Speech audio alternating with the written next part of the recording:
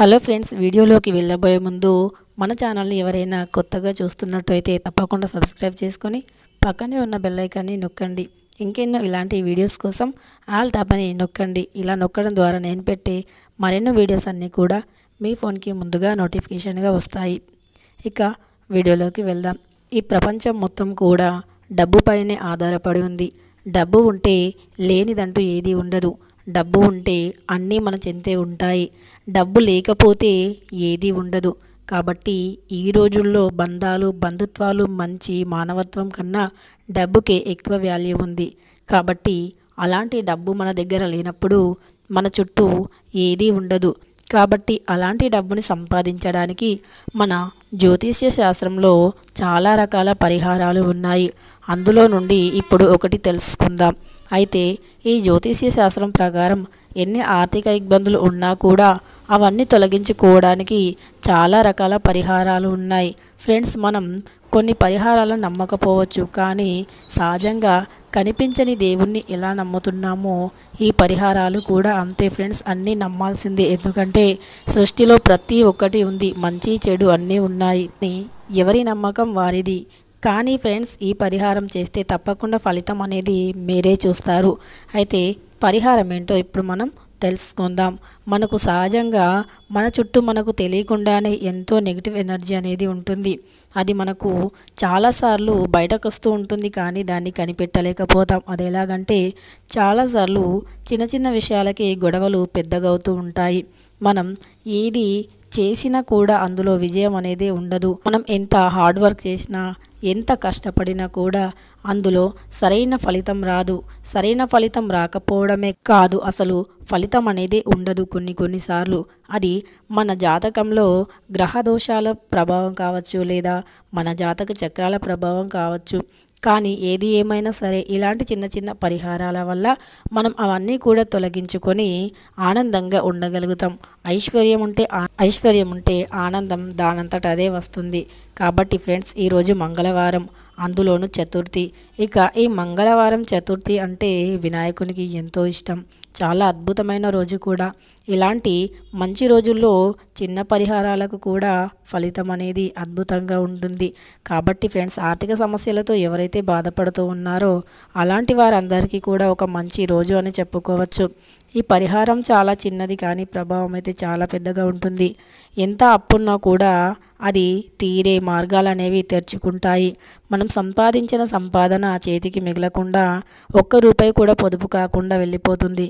కానీ ఇలాంటి పరిహారాల వల్ల డబ్బు అనేది నిలుస్తూ ఉంటుంది, పొదుపు అవుతుంది, సంపాదించే మార్గాలు అధికంగా తెరుచుకుంటాయి, నెగిటివ్ ఎనర్జీ అంతా వెళ్ళిపోతుంది. ఇక మన ఇంట్లో మన చుట్టూ నెగిటివ్ ఎనర్జీ వెళ్ళిపోయి మన చుట్టూ ప్రశాంతమైన పాజిటివ్ ఎనర్జీ ఏర్పడినప్పుడు ఐశ్వర్య లక్ష్మి అనేది మన ఇంట్లోకి వస్తుంది. ఫ్రెండ్స్, మీరు ఒకటి గమనిస్తారా? మనం ప్రశాంతంగా ఉన్నప్పుడు ఎక్కువ మంచి థాట్స్ వస్తూ ఉంటాయి. మనం ఎక్కువ పని చేయడానికి కూడా ప్రేరేపిస్తుంది మన మనసు. అందువల్ల డబ్బు కూడా నిలుస్తుంటుంది. అనారోగ్య సమస్యలు మన దరి చేరవు. అనారోగ్య సమస్యలు లేకుంటే మనం డబ్బుని సేవ్ చేసినట్టే. అయితే ఈ పరిహారం ఏంటో ఇప్పుడు తెలుసుకుందాం. మనం ఈ పరిహారానికి కావాల్సింది రాళ్ళ ఉప్పు.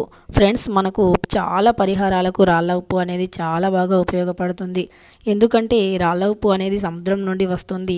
ఇక లక్ష్మీదేవి కూడా సముద్రం నుండే వస్తుంది. కాబట్టి ఈ రాళ్ళ ఉప్పుకు లక్ష్మీదేవతకు చాలా సంబంధం ఉంటుంది.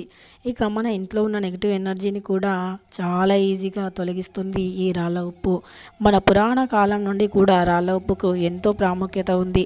మామూలుగా రాళ్ళ ఉప్పు కానీ సన్న ఉప్పు అయినా సరే, ఏ ఉప్పుకైనా చాలా ప్రాముఖ్యత ఉంది. మన ఇంట్లో చిన్నపిల్లలకి దిష్టి తీయడానికి కూడా ముందుగా ఉప్పునే వాడుతూ ఉంటాము. ప్రతి పనిలో కూడా, అంటే నెగిటివ్ ఎనర్జీని తొలగించడానికి ముఖ్యంగా వాడే దాంట్లో అందులో ముందుగా ఉప్పే ఉంటుంది. కాబట్టి ఉప్పుతో పరిహారాలు చాలా బాగా యూజ్ అవుతాయి. ఇక పసుపు, కుంకుమ. ఇక మన పురాణ కాలం చరిత్రల నుండి కూడా ఈ పసుపు ఎంతో ప్రసిద్ధి చెందింది. ఇక కుంకుమ, మన హిందూ సాంప్రదాయంలో పసుపు కుంకుమకు ప్రాముఖ్యత ఉంది. మనం ఏ శుభకార్యానికి, పండగకి అయినా కూడా పసుపు కుంకుమను ముందుగా వాడుతూ ఉంటాము. ఆ లక్ష్మీదేవతకి పసుపు కుంకుమ అంటే అతి ప్రీతికరం. కాబట్టి ప్రతి దాంట్లో కూడా పసుపు కుంకుమ వాడుతూ ఉంటాము. ఇక ఒక పసుపు పచ్చని క్లాత్ ఒకటి కావాలి. దాంతో రాళ్ళ ఉప్పు, పసుపు పచ్చటి క్లాతు, పసుపు, కుంకుమ, ఒక 11 రూపాయలు యాలకులు కావలసినవి. ఈ పరిహారానికి ఇవి కావాలి.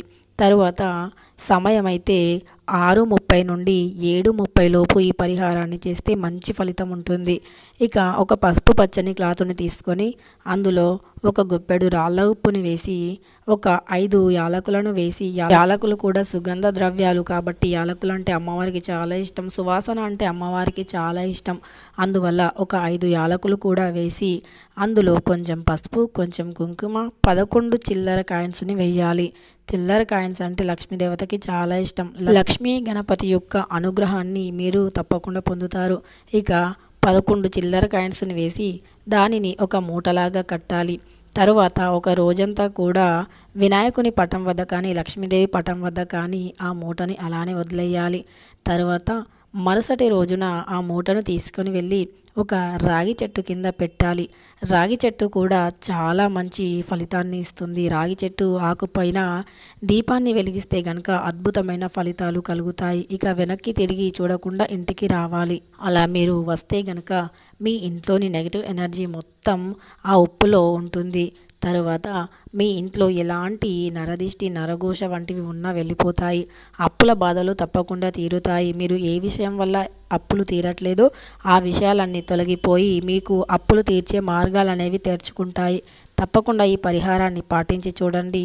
మీకు ఫలితం అయితే అర్థమవుతుంది. ఇలాంటి ఇంకైనా వీడియోస్ కోసం సబ్స్క్రైబ్.